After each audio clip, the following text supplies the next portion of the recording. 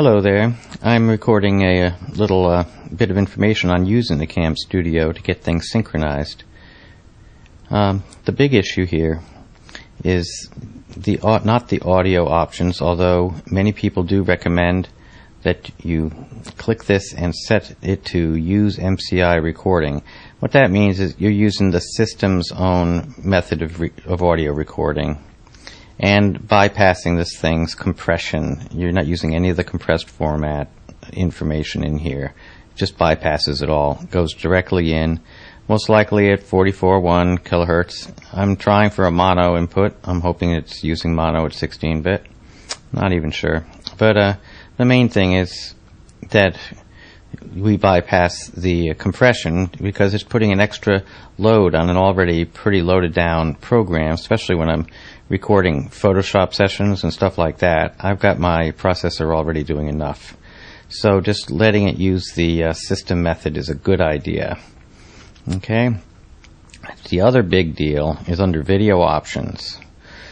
And I'm using Microsoft Video 1 compressor, which is recommended because, again, it's a system thing. It's already in the operating system pretty much. But here's the big deal.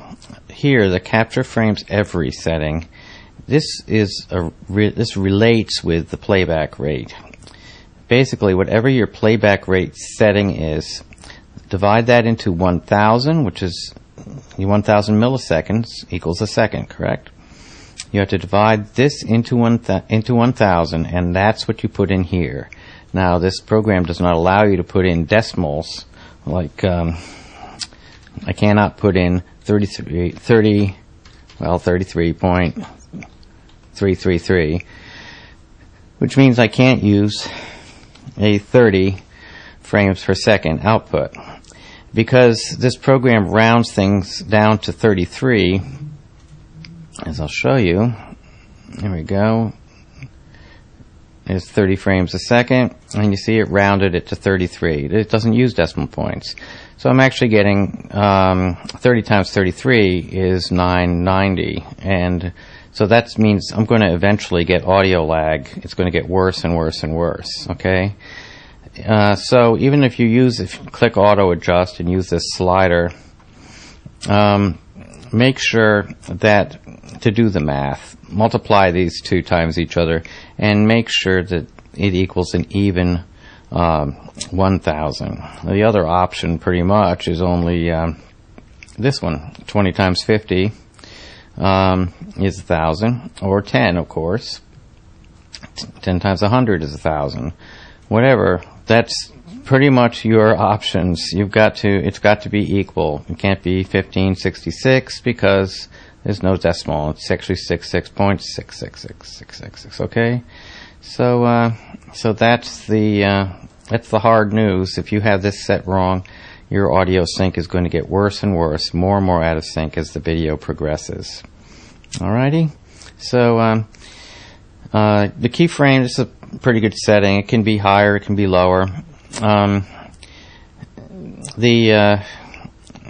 It's just going to increase your file size. If you make it too big, you might have seek problems. So anyway, let's get out of that. I'm already at this rate. Now, as far as the video compression is concerned, by the way, the reason I don't mind using the Microsoft Video 1 compressor is that I'm going to be uploading this to YouTube. Who's going to compress my video, however they do it. And so it's not really an issue what my file size is at this point. YouTube's going to accept whatever it is or whatever size, and they're going to compress it in several different formats to match different people's downloads. So it's not really our worry. All right, so there you go. The big issue is you want to keep that audio and video synchronized.